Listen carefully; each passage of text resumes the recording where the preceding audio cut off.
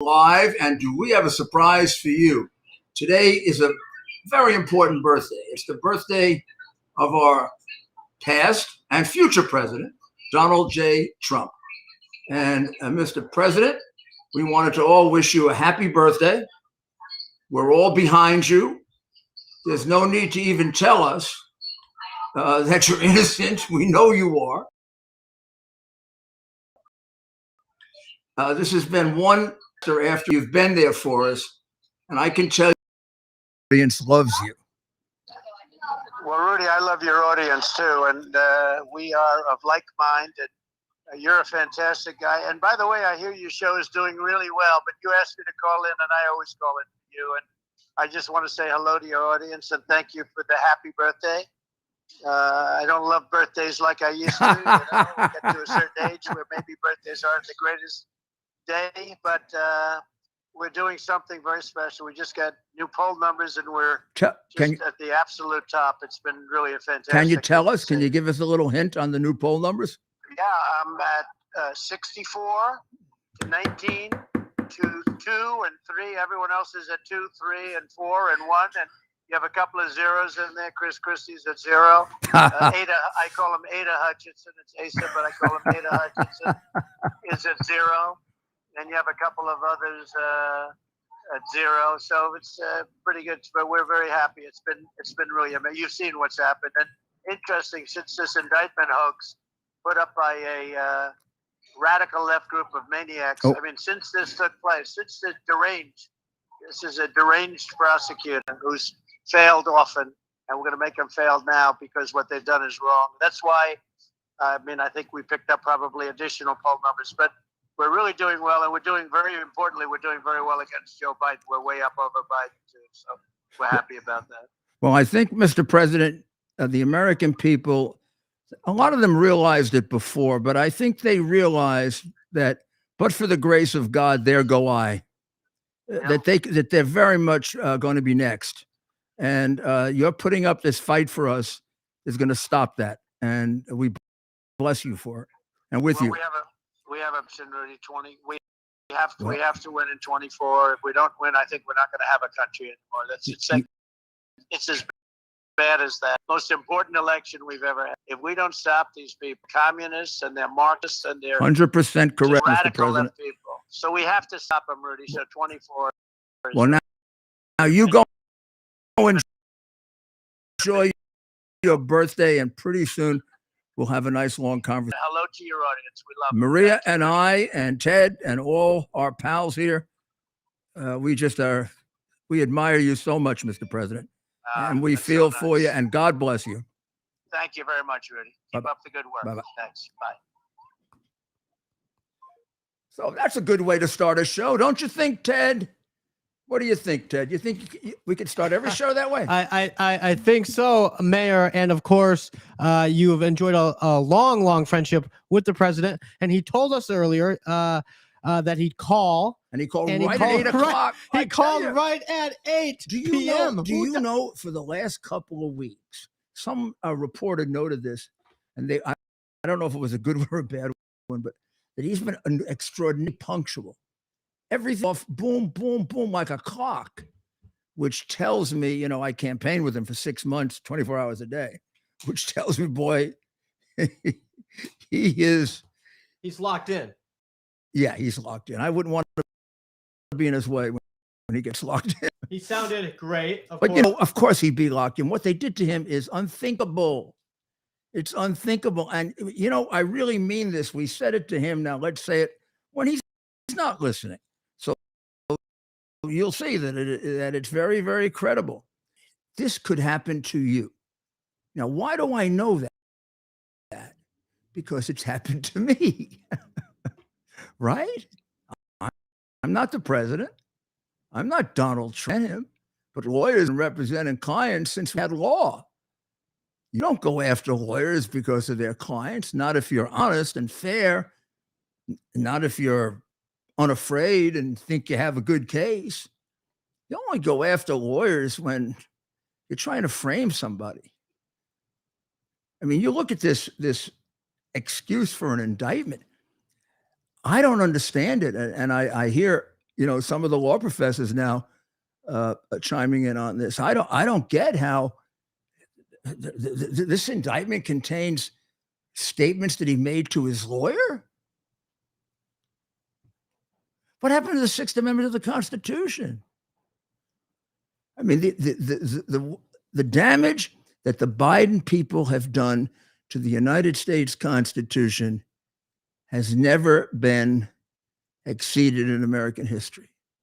We've never had an administration that just squared in on destroying constitutional rights, whether we're talking about Donald Trump, whether we're talking about his lawyers, whether we're talking about people who oppose them on big or little things. I mean, when we say you're next, some of you have already been there. How about the parents that have been designated as terrorists because they don't want people changing the sex of their children without letting them know?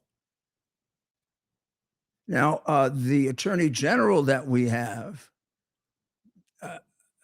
you listen to what he says, it sounds to me like he's got people on that list, and that's what they were concerned about. He sure as heck has people on that list that he thinks are too Catholic.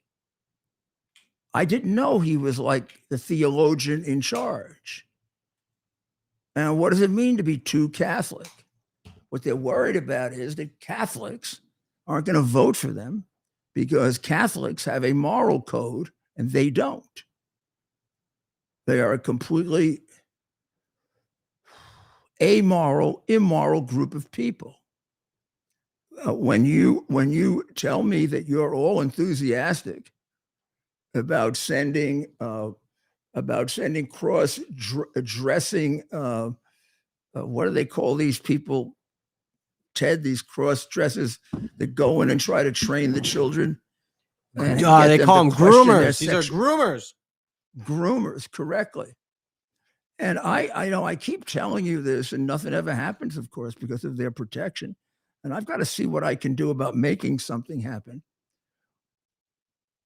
The Attorney General's son-in-law runs one of these companies that gets subcontracts from schools and school districts to do gender education.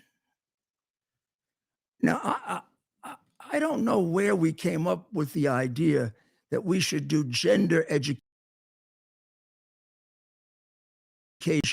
in school.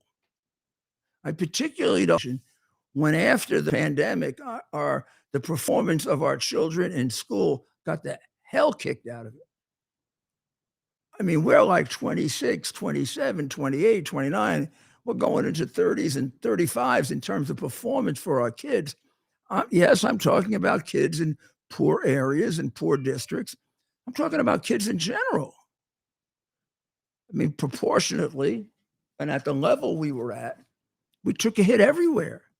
And now we think we can spend time in school. I mean, I don't know if you remember this. It is quite some time ago, and I'll play it again as soon as I can dig it out. But I did a podcast about a year and a half ago, and it stayed with me since then with a real expert on this who back then was warning us, and he showed us how they do the lesson. They put a big, and I put it right here, actually. He gave me the chart, and I put it right here. And he explained that they asked the children, come up here and tell us, do you know your sex? Male. Then I don't remember what question was next. Do you sometimes feel like you want to be a female? Now, this is an interesting thing. First kid goes up there and says no. Read a couple other questions and he gives affirmative, tough answers like that. You end up at the end with about no more than 1 or 2% out of the class that expresses doubt or selects the gender opposite as biological sexuality. Now, let's change that again. let's say the first kid goes up and he puts down, first kid goes up and puts down, do you have any doubt about your gender? No. Okay, good start. Next one goes up. Do you have any doubt about your gender? Yes. I sometimes feel like I would rather be a girl. Do you always feel that way? No. Next one gets up. Chances are 7 out of 10 that kid's going to put down the same damn thing. And the chances are that about 60% of that classroom to 70%, as opposed to 1 or 2% of the other classroom, are going to put down they're in doubt. Now, why? There's nothing derogatory here about children. This is human wisdom. Children play follow the leader, don't they? Aren't children impressionable? Aren't children unsure about a lot of things? And aren't children really not at the stage in life where they can make definitive conclusions? And when they do, how often do they change their mind about it? And shouldn't they? Isn't that what childhood's about? It's about exploring, but not locking yourself in, or locking yourself in a way that you virtually cannot reverse it. Now, I'm going to give you another statistics that's startling, and these people who are doing this have got to be doing it for one of two reasons. They're really perverts, or they love money so much they'll sell out even children's health. If you make a lot of money if you do this sex change stuff, it's a fortune. The Attorney General's son-in-law is like pulling in the moolah big time, while the Attorney General is frightening the living daylights out of parents with talk of organized crime and terrorism. Wow. Wonder if there's a connection between that and the money. What do you think? You think there's anybody in the Biden administration that isn't connected to money? Well, you tell me who it is. Because Boss gives a really great example of how you can become a multi-millionaire by selling your public office openly, and nobody will do anything to you about it. That's right. FBI can show up with documents saying that they have a confidential informant of a proven reliability who says that the president of the United States took a $5 million bribe to fix a case for a multi-billionaire in Ukraine that got that crooked guy a $40 billion company. And also, by the way, took down about $2 million a year for Hunter Biden's company, of which he gets 50% of, according to Hunter Biden. I'm telling you all things that are provable in writing that many of you don't know about because we live in a country of censorship. So that's why you need this show. I mean that. You need this show because we have one mission and one mission alone: to bring you the truth. Because the truth in modern day America is in jeopardy. It's not in jeopardy. By and large, on the major networks and mediums from which people get their information, there is no such thing as even approximate truth. So there's a memo that says that Biden, as vice president, got $5 million bribe. His son got a $5 million bribe, and that when the FBI reluctantly turned over that memo, they redacted or deleted the last 2 pages. Well, you would think that would be nothing significant that we keep from the Congress when something so serious as a $5 million bribe is being discussed. Well, after the long and short of many battles with all those crooks of the FBI and the DOJ, do you know what was redacted? The fact that the man who alleges this has it on tape. He goes and he explains in what they crossed out that he has 17 recordings, 15 with Hunter, 2 with Joe, in order to protect himself. Explain to me why the FBI would cross that out, or the FBI agents involved in this. Please, I'm not going to talk about the FBI generically, because I do not believe for the life of me that this involves the FBI in the sense that the whole organization. This involves Chris Christie's recommendation for head of the FBI, Mr. Wray. And it involves the people around Mr. Wray, many of whom should already be in prison if we had an active, honest Justice Department that protected us. Instead, they're still here to cover up crimes at the highest level of our government. So we're getting there. It's painful. I don't see how it stops now. I have the benefit of knowing what comes next. If it doesn't come next, I'll go get it for you again and repeat it for you. You want some hints? Go to RudyGiulianiCS.com, RudyGiulianiCS.com. Go back to the first 5, 6, 7, 8 podcasts. I replayed the one that I did with Mr. Shokin in Ukraine when nobody knew I was in Ukraine, except the President of the United States, of course. And he explains exactly how he was fired, which now fits in 100% with the information that we got from the crook that he was investigating, Mr. Zlochevsky. They just match like this. Very nice for a prosecutor to see 1 witness, 2 witnesses, 3, 4, 5, 6 witnesses, 7, 8, 9.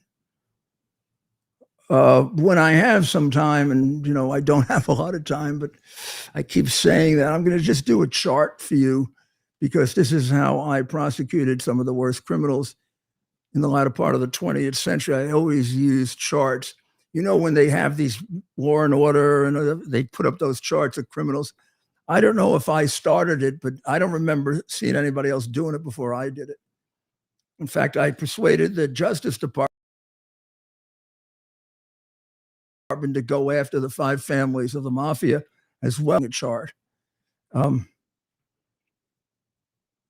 Biden chart is a 30-year-old chart.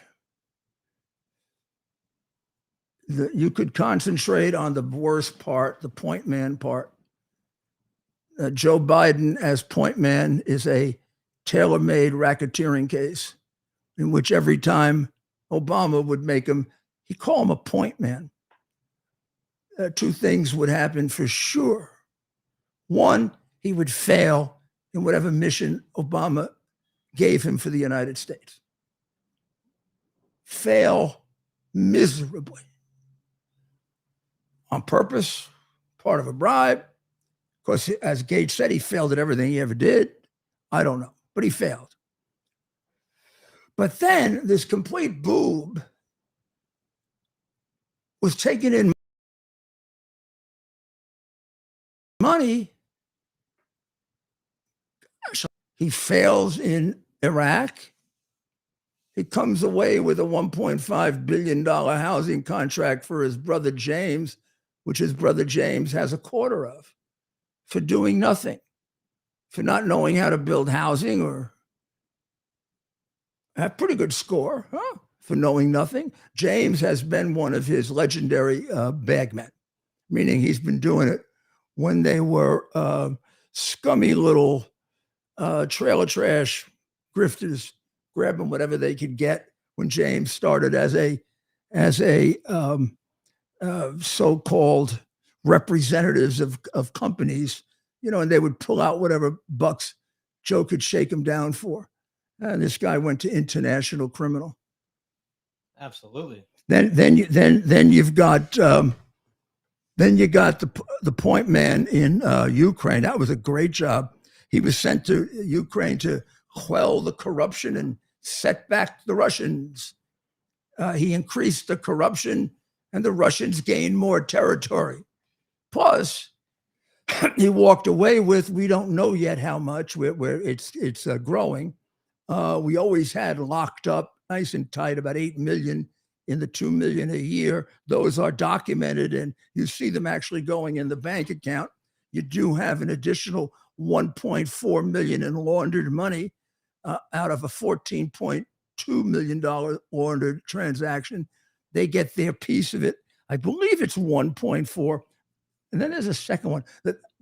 Until now, we had about 3 million in laundered money above and beyond the 1 million each they got per year. So we count that up to about 12 million on the record from a Burisma to the Biden crime family, with Joe announcing in December of 2018 in a text that I'm happy to show you anytime you want to see it, that his father got a half of everything he got. So you can do the arithmetic and figure out Ukraine alone, they became multimillionaires. Now, what was Joe supposed to do there? He was supposed to reduce the corruption. Of course, he increased it. Every time he went there to give a speech on corruption, the Ukrainian people considered it, part of the Poroshenko, the Zelensky comedy show. It was the Joe Biden comedy hour. This crook is going to lecture them on doing away with corruption. And by the way, in Ukraine, corruption is rather well known, meaning they don't go around hiding it too much. That's why they wear all that. They're kind of proud of it. They wear all that jewelry, and I mean, they got like a couple $1 million worth of jewelry on them. I knew immediately that the allegations about Shokin were untrue, that he was heavily corrupt, when I didn't see any jewelry on him. And I looked at his house. It was a little two-bedroom house. I looked at his car. It was a regular car. Undercover oligarchs in Ukraine. They are showy, and they want to show that they're the richest ones in Ukraine. That's exactly what got Poroshenko in trouble. I know the psychology from 20 years of working there and doing a lot of stuff that. So, Mayor, is some of the people, and it seems a lot of stuff that got me to see the kind of crookedness they have, because I would never, ever, ever participate in it. Ever. Creeps. Mayor, do you think that because we're seeing a lot of support for Ukraine with very few questions from many, and today it seems to be coming from the left, this unquestioned support. Are these folks aware of the level of corruption and how much it's basically been, I don't know if you'd call it institutionalized corruption, but I don't know what you mean by unquestioned support for Ukraine. Should Oh, pardon me. We may disagree here. My point. We may.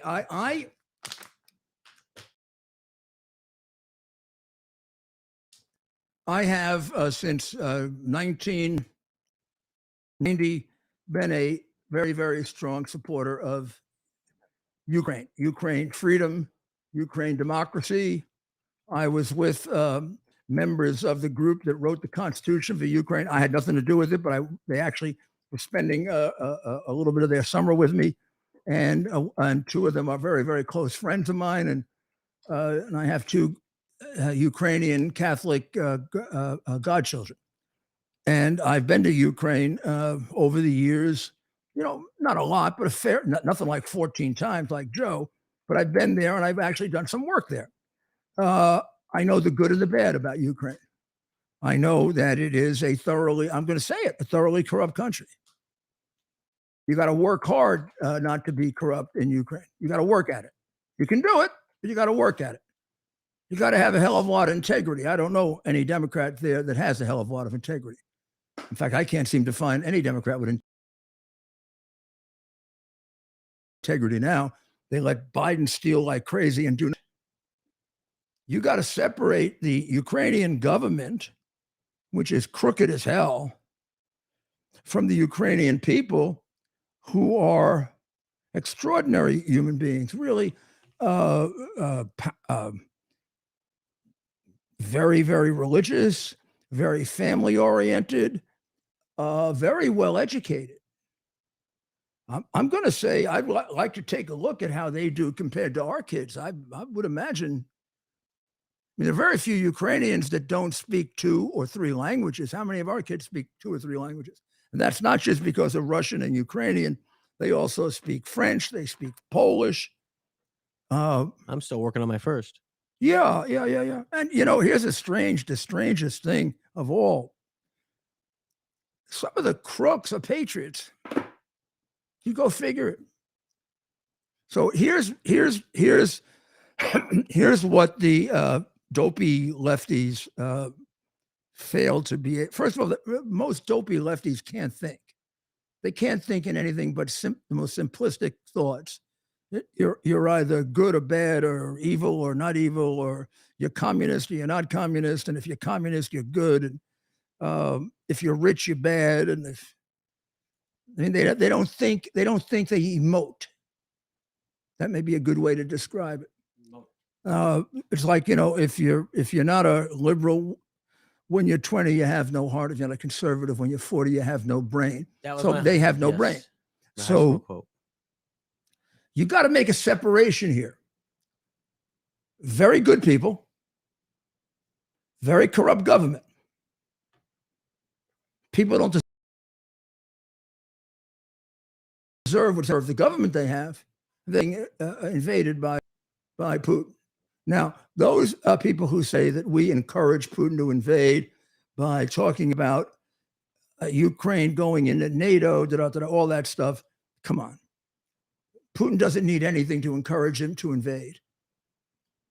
Before any of that happened, Putin wants Ukraine. Putin wants to put together, before he dies, read, be stupid, read. Putin's real desire is to put together Tsarist Russia. Now, what's the difference? The difference is he's not looking to annex like the Soviet Union had. He doesn't even want all those problems, but he is looking to annex Ukraine, which has traditionally been part of Tsarist Russia. So go back to a map of Russia under the last Tsar before the First World War. Take a look at the countries that were attached to it. And those countries are within field of vision of this despot and, want me to say it, maniacal killer. Do I like Putin? Of course not.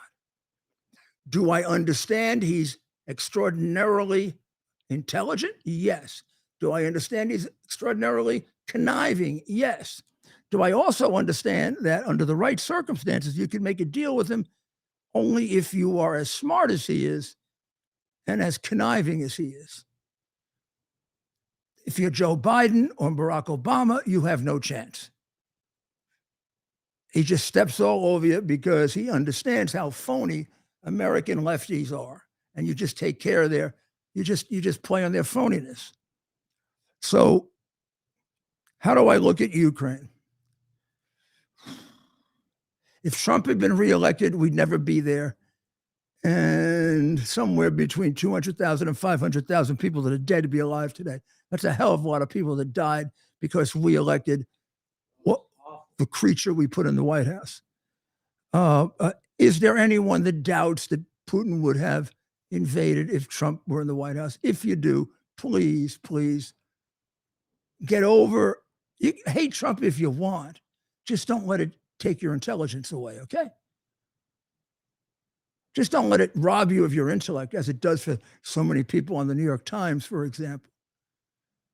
So the reality is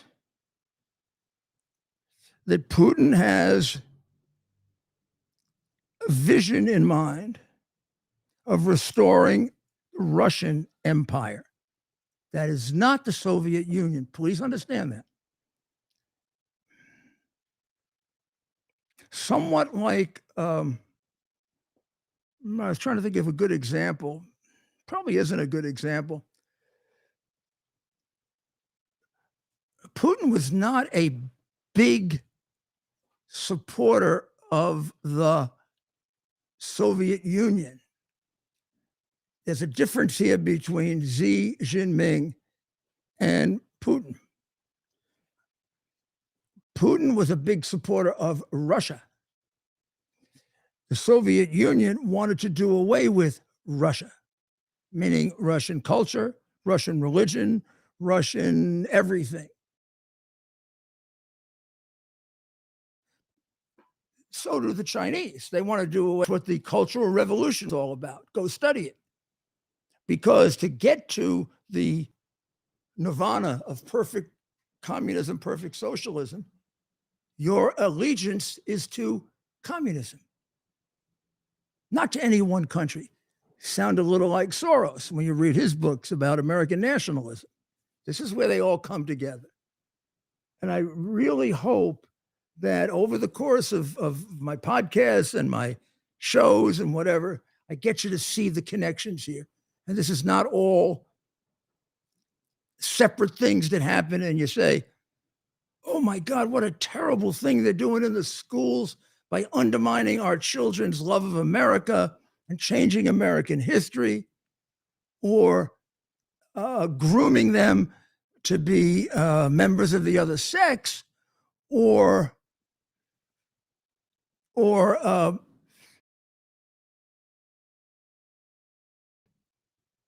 teaching them to disrespect the flag. Isolated things, my friends.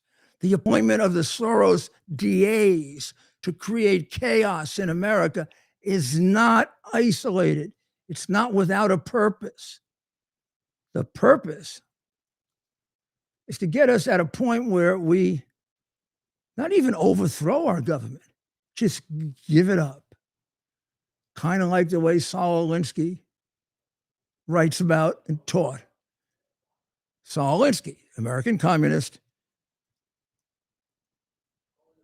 teacher of Obama, Hillary. Some people say he actually taught Biden. No way.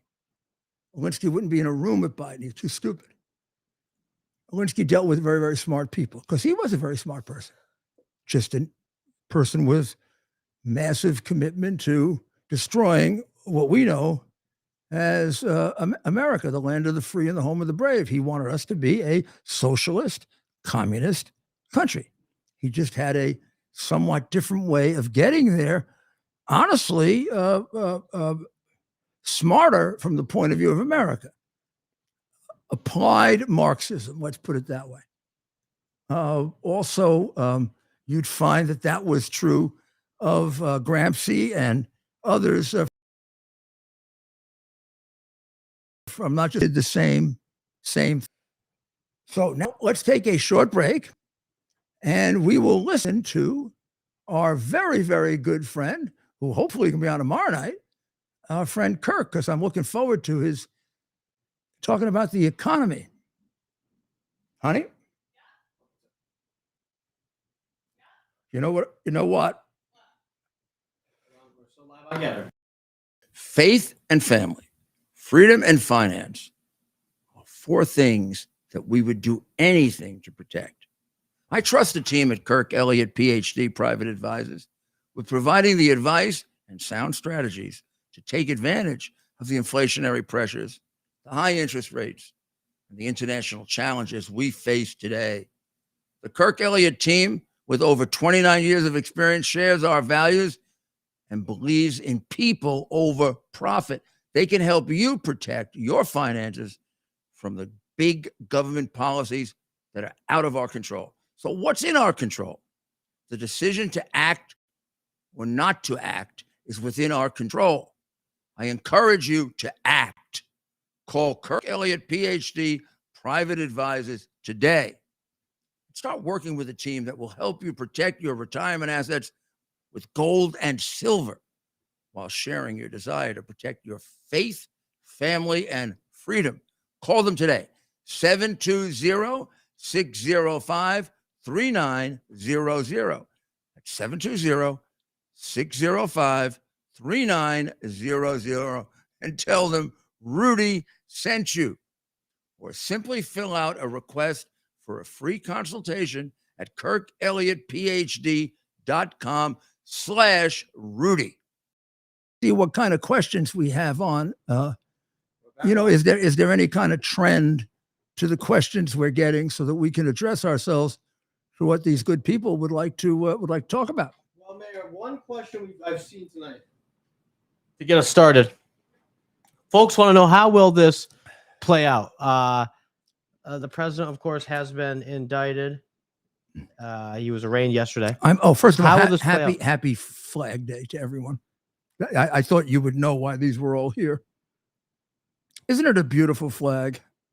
Can we just take a moment and just take like. This is. Okay, stay on. I don't know. Isn't it a beautiful flag?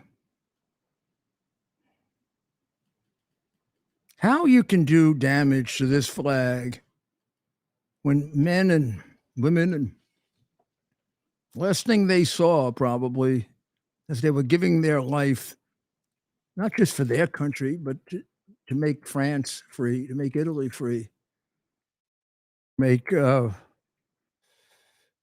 free, was this. Who knows how many it spurred on to courageous activity or to protect their brothers and sisters, or please, please, please. Even if you have issues with America, we can talk them out. You don't have to burn the flag. Well, go ahead, Ted. What you were going to give us a little. Mayor, folks want to know, just from a procedural standpoint, how will this play out leading up to the election? How will this play out in terms of the president being arraigned and the process? When will this trial happen? And will we see a trial? And will it be similar to something like O.J. Simpson, where there's the defendant and then the prosecutors and the witness stand? Well, you got a couple here. First of all, there are without doubt, quite legitimately, numerous motions that have to be made about this case, because the case, in my view, is an illegal use of the criminal process. The prosecutor is really just fulfilling or writing the 5th or 6th chapter in the book called Framing Donald.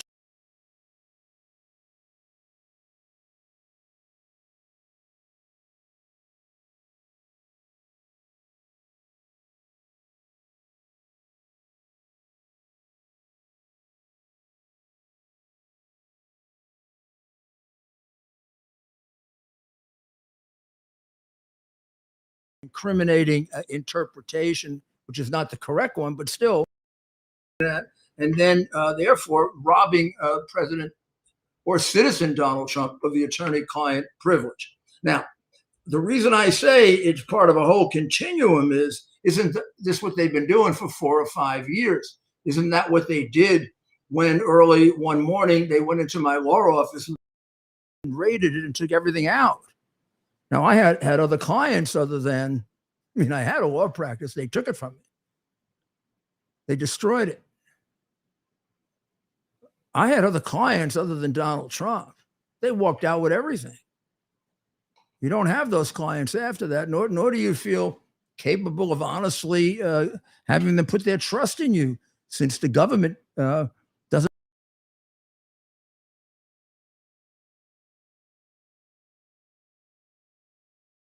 Just a year and a half later, they sent a letter to the grand jury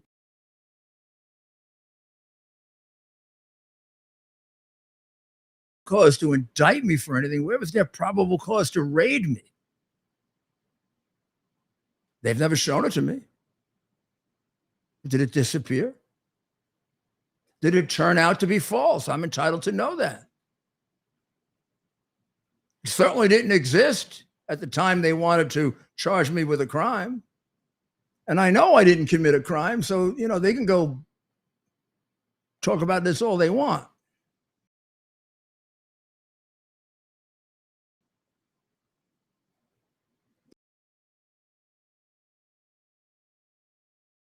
Confidence in the fact that I didn't commit a crime. But I'm not alone, and I may not even be the worst case by any means. I can think of 3 or 4 lawyers of Trump whose offices were ransacked. You don't ransack a lawyer's office. Well, I never heard of that. That's a country without a right to counsel. What kind of country doesn't have a protected right to counsel? Right to counsel has to mean confidential communications, or the right to counsel is useless. Fascist countries have that. Communist Nazi countries have that. We have a 6th Amendment to prevent it, and it was torn up, trashed. And that's one of just so many constitutional rights that were destroyed. Even the raids themselves. Where was their probable cause to come in here? What about my 4th Amendment right to be safe in my home against unreasonable searches and seizures? They've never shown me anything that shows it was reasonable for them to search and seize me. And the only thing I've seen is a conclusion that they didn't have probable cause to present to a grand jury.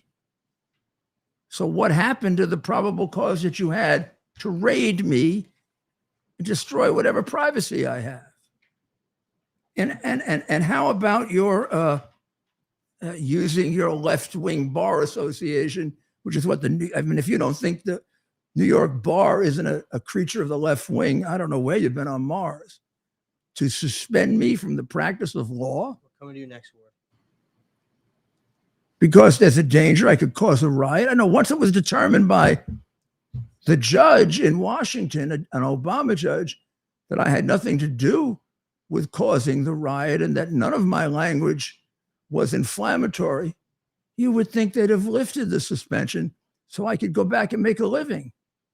They haven't. Instead, they've served me with hundreds and hundreds of pages of absolutely picayune, asinine questions, all designed to interfere with my First Amendment right. They didn't have to do with what I did in court or said in court. They had to do with what I said to you, the American people. We're living in a very, very difficult time. What's at stake here? Thank God we have a Donald Trump who can stand up to it. Thank God we don't have someone who caves into it and this man seems to get stronger the more you challenge him. God bless him. Well, Mayor, let's start off with our first call. Let's go to our friend Ward. Ward, the phone says you're in Detroit, but I believe you're in West Virginia. How do you know How do you know that? What do you have what do you like, the CIA or something? So, Ward, are you with us? Go ahead, Ward. Yes, sir. My question to you, Rudy, is there are reports coming out that this Ona Sheshko have sent to the Kiev Post what he says are copies of his agreement with the U.S. Department of State, signed by a man named Ephraim Wernick, a trial attorney at the Department of Justice's fraud section, and who was representing Andrew Weissman, who was the chief of the section at the time.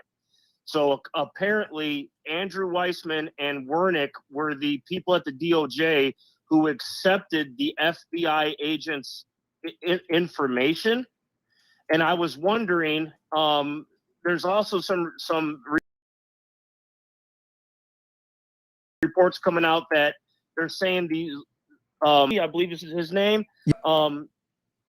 They said that Obama, Biden, Victoria Nuland were briefed on this during the Obama administration, that he may be a Russian foreign intelligence service asset. And I would like to know if there's any truth to these rumors. Would the House Oversight Committee have the power to subpoena Barack Obama and ask him about this? Well, I can answer some of it because I know the answer. I can't answer some of it because I don't know the answer. And I can't answer some of it because I shouldn't yet, because it's still secret, I think. So let me try to help you with your question as best I can. The chances that he's a Russian operative are a hell of a lot better than the chances that I was a Russian operative, which their 51 intelligence people falsely accused me of which it was not corrected for 16 months. And I'll tell you why.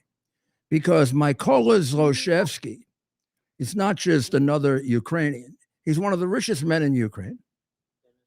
He was a member of the Yanukovych government for about 6 years, which was and this is where the Russian thing could be true, where he was a Russian-oriented Ukrainian.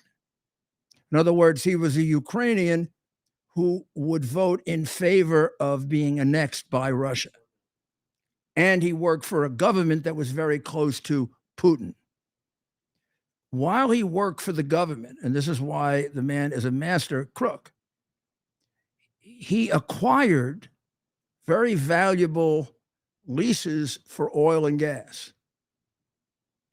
And unlike, what you're supposed to do in government, and gave it to the highest bidder, he not only didn't give it to the highest bidder, he gave it to himself. So he created his empire by basically stealing these properties from other companies and putting them in Burisma, which he had moved out of Ukraine to Cyprus, and left his partner, his last name was Lison, Lison, in charge. And by the way, his partner owned 51% of the company. He owned 49. When it became apparent that Yanukovych might be tossed out, and the anti-Russian segment was going to take over,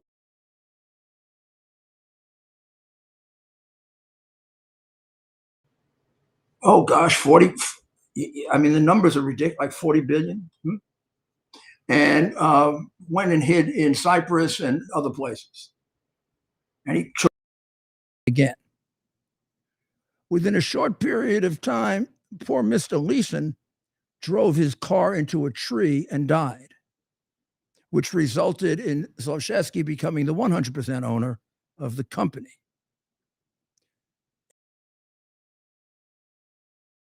Anybody want to bet on whether Zlochevsky? I don't take a book, but there are people who do, and they probably would allow you to bet on that. And I'd be careful how I bet. So now he owns the company 100%. But a new government has come in, anti-Russian, anti-Putin, wanting to seize all those properties. He doesn't want to lose his property. And he knows that there's a really good, crooked American operative who has just been made point man for Ukraine, which would make him more powerful than the president of the Ukraine. He knows that he's a crook because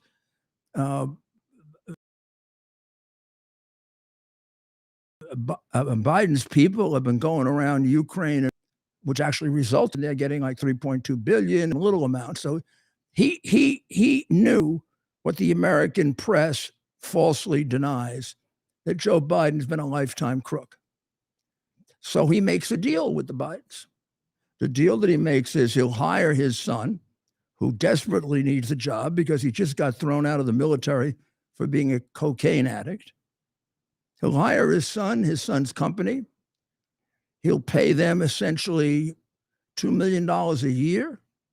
That'll also get him Kerry's stepson, who is a partner in that company. So he gets two for the price of one, the vice president's son and the Secretary of State's stepson. That's a pretty good deal. And then he's got a second deal, but it's part of the first, which is that Joe Biden will be available to fix the case should Poroshenko try to take his company away. That's his insurance policy. Can we just play a short video from a few weeks ago? Pardon me? Can I just play a short video from a few weeks ago? Yeah, sure. It's about 10 seconds. All right.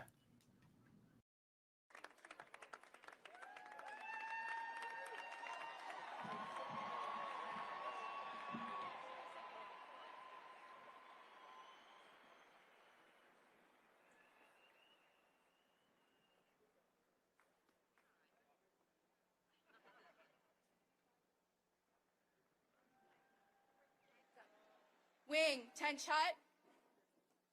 Mr. President, thank you for joining us today. We're back. Now, there he goes, right down. Just wanted to remind folks. Of kind of a contrast, right, of the president we heard on the phone to begin tonight's show, right?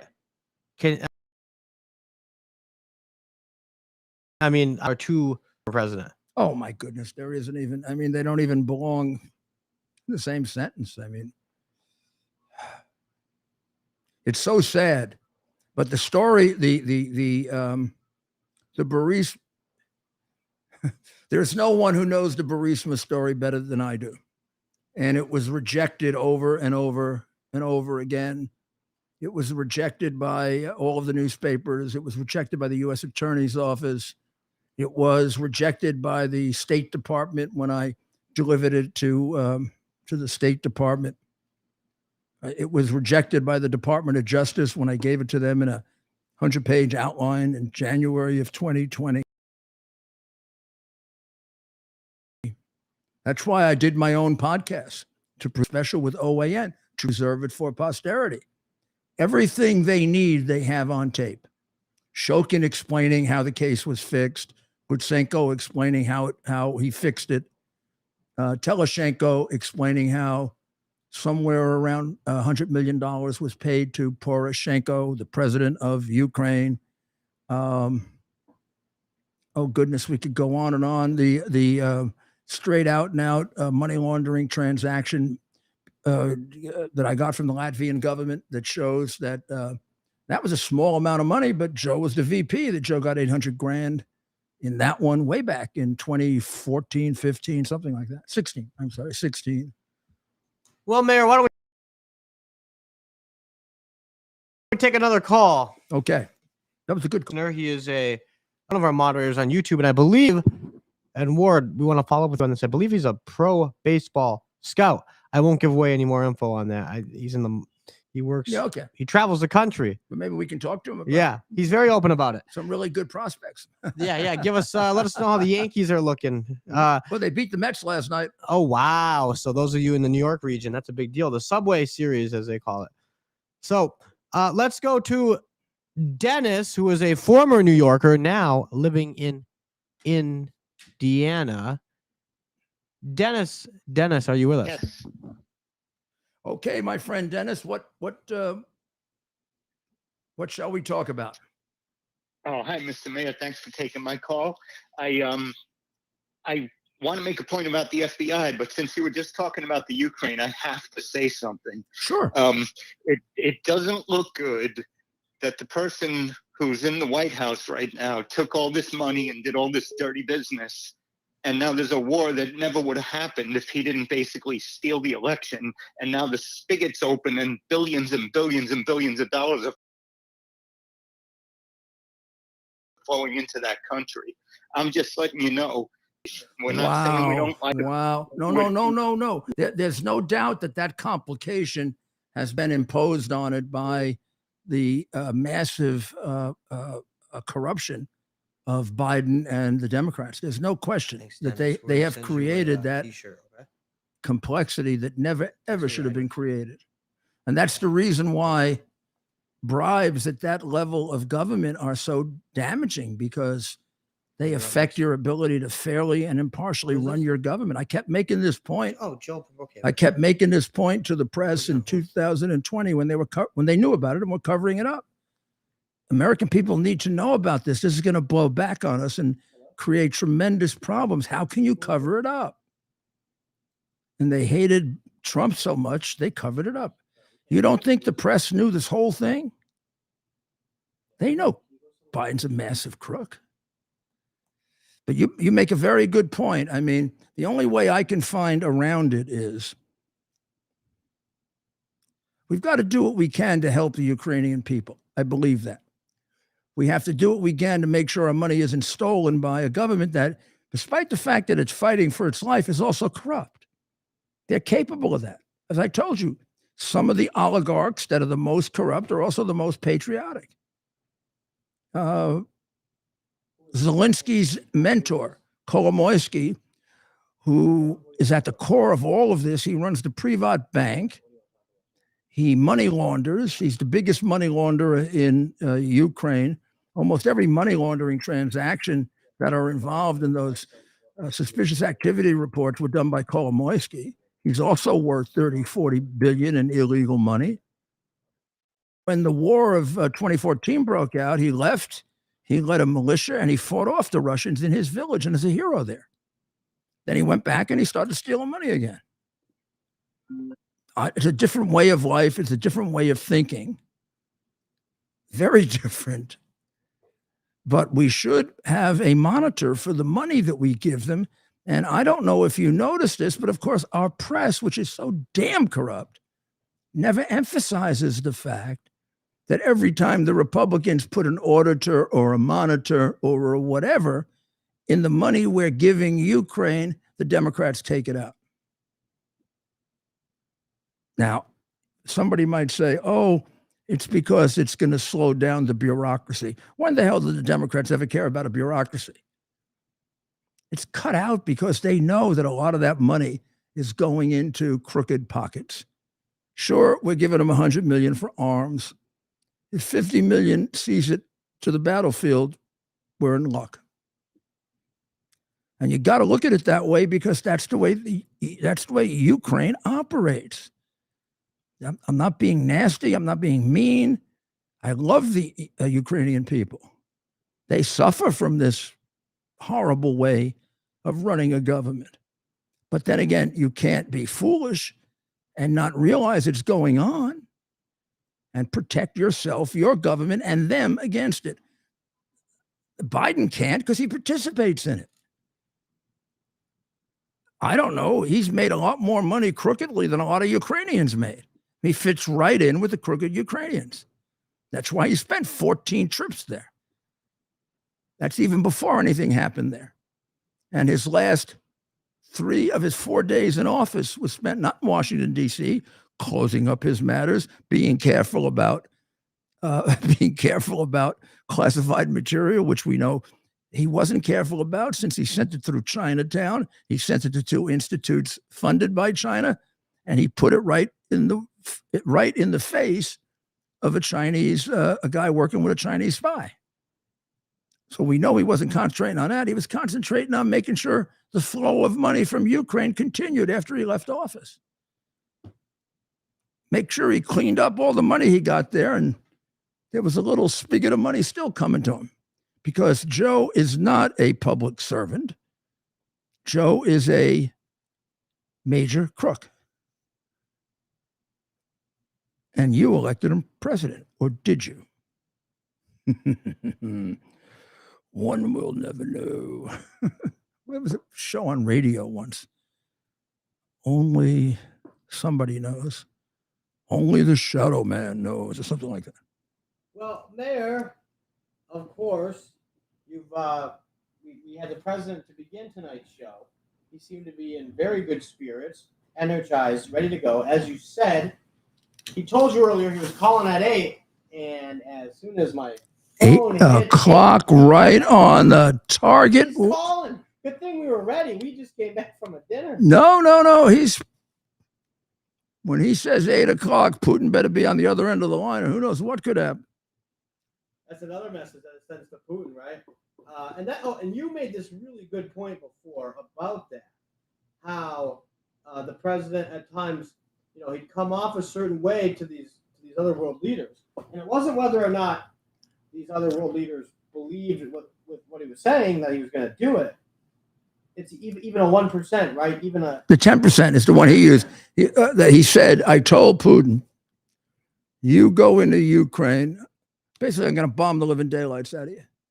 And the reporter said, "Do you think Putin believed you. He said, no, maybe 10%, but that's enough. That's enough. That's what I mean, I don't know. That is so insightful, and I think maybe Yeah. That's a way of thinking that I would attribute to Ronald Reagan. That's a Ronald Reagan way of thinking. I got to shake him up. Like when Ronald Reagan said, the missiles have just left from Moscow, as if he didn't care. And everybody in Moscow went nuts. And from then on, I mean, you can talk to people that lived in Russia then, and they would tell you they were scared out of their minds of Ronald Reagan. From his perspective, that was by design. Yeah, he would not have gone into Ukraine because it would not have been worth it to engage in a war with the United States. And if there was any chance there was a war with the United States, Putin, who is risk averse, really, or he evaluates risk like a professional, would not have done it. I think when Trump says, do you all agree that he would not have gone into the Ukraine if I were president? I think all of us, Republican and Democrat, can answer yes. And now think of what that means. That means a couple 100,000 people alive if we didn't select that crook for president. Or did we select him? And when you put it that way, Mayor, of course, it really puts things in perspective. This election, when you vote, to a lot of people, and I don't think to this audience, if you're watching the mayor's show each and every night, but to a lot of Americans, the presidency is just something on TV, right? It's distant. It's, the figurehead of the country. You hear from him a couple times a year.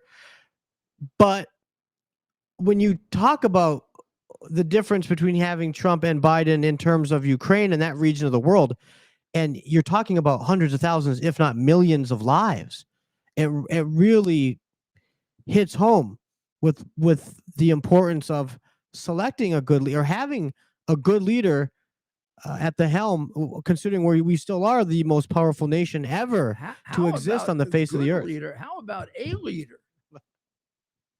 Obama used to have this thing where I always thought this was like making fools out of us. He led from behind. Well, I mean, that's just a contradiction. It's like the same games we play with pronouns and all this crap. Leading from behind means following, right? Who said that? Where does that line from? That's Obama. Obama led from behind. He was so shrewd, he led from behind, which means he didn't lead. Yeah, that's funny. Yeah, he's a follower, that's for sure. Yeah, he led from behind, all right. He was a follower. The big one for me. Yeah, no, I mean, oh my goodness, the story for another time. Well, Mayor, we're still getting a lot of questions. Obviously, today being the president's birthday, as well as it being Flag Day, some folks wanted to point that out. President Trump shares his birthday with on the same day that we celebrate the red, white, and blue. I think that has a lot of significance. I do. Thanks for joining us. Another exciting episode of America's Mayor Live, the fastest hour on the internet. If you haven't yet, please be sure to subscribe to the mayor's Twitter account. Get on Twitter under Elon Musk. We are thriving, and you too can support the mayor. Yeah, I'm looking at it right now. I see we have quite an audience tonight, and it's still growing. I mean, there are a lot of people then. There are a lot of people then who watch it after. I mean, they watch it after the show is over, at their leisure. So basically, we get more than double the number of people after the show is over, which I invite you to do if you didn't see the first part and the president's calling in and wishing him a happy birthday, etc. You just go right back on whatever you're on, Twitter or YouTube or Getter, or go back to the beginning, and there it is. You can watch it. Okay? That's right, Mayor. And of course, we'll end up cutting that clip, and we'll put that back. But happy Flag Day. Tomorrow, our podcast will be out. Rudy Giuliani CS.com. For that, you hit subscription. You got all the podcasts available to you then. Now, the subscription on Twitter will get you all of our now growing list of subscription content that's going to grow quite significantly. So I would get in on that quickly. That's just $10 a month, and you'll get all and everything, and things that we might feel a little uncomfortable putting out to too many people. So, and also you can communicate and tell us what you'd like to see there. We have a lot of plans for it. You just need your help in being able to grow, because we need resources. And the more resources we have, the more truth we can get out. So thank you very, very much for supporting us. Remember, I'll also be on WABCradio.com tomorrow at 3:00. God bless you. See you here again tomorrow night. Who knows what we have in store for you then? Our purpose to bring to bear the principle of common sense and rational discussion to the issues of our day. America was created at a time of great turmoil, tremendous disagreements, anger, hatred. There was a book written in 1776 that guided much of the discipline of thinking that brought to us the discovery of our freedoms, of our God-given freedoms. It was Thomas Paine's Common Sense, written in 1776, one of the first American bestsellers, in which Thomas Paine explained, by rational principles, the reason why these small colonies felt the necessity to separate from the Kingdom of Great Britain and the King of England. He explained their inherent desire for liberty, for freedom, freedom of religion, freedom of speech, the ability to select the people who govern them. And he explained it in ways that were understandable to all the people, not just the elite. Because the desire for freedom is universal. The desire for freedom adheres in the human mind, and it is part of the human soul. This is exactly the time we should consult our history.